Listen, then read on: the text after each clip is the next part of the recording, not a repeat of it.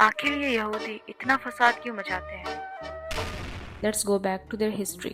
ایک ایسا ٹیمپل جسے لوگ سمجھتے تھے کہ وہاں اللہ کی رحمت اور حضوریت موجود ہے، یہ وہی ٹیمپل تھا جو حضرت سلیمان علیہ السلام یعنی کنگ سولومن نے یروشلم میں بنوایا تھا، اور یہ ٹیمپل تقریباً 350 سال تک قائم رہا، اور اسی ٹیمپل کو ہیکل سلیمانی نام سے بھی جانا جاتا ہے۔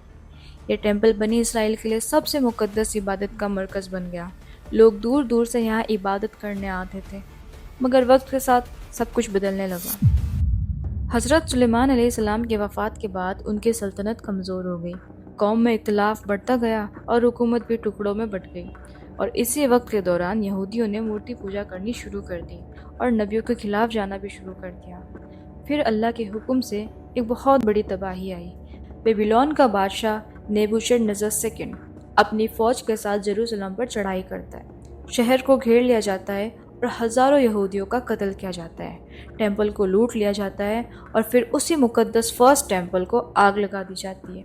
وہ ٹیمپل جو صدیوں تک عبادت کا مرکز تھا کچھ ہی گھنٹوں میں راکھ بن جاتا ہے، اور جو کچھ بھی یہودی بچ گئے تھے انہیں قیدی بنا کر بیبیلون لے جایا جاتا ہے۔ اس واقعے کو ہسٹری میں بیبیلونین ایگزائل کے نام سے بھی جانا جاتا ہے، اور یہ یہودیوں کی تاریخ کا سب سے دردناک موڑ بن گیا۔ مگر کہانی یہیں ختم نہیں ہوتی، کیونکہ ہسٹری میں یہ سب دوبارہ ہونے والا تھا، جو کہ قرآن مجید میں سورہ الاسراء میں بھی موجود ہے۔ اور ہم نے کتاب میں بنی اسرائیل سے کہہ دیا تھا کہ تم زمین میں 2 دفعہ فساد مچاؤ گے اور بڑی سرکشی کرو گے۔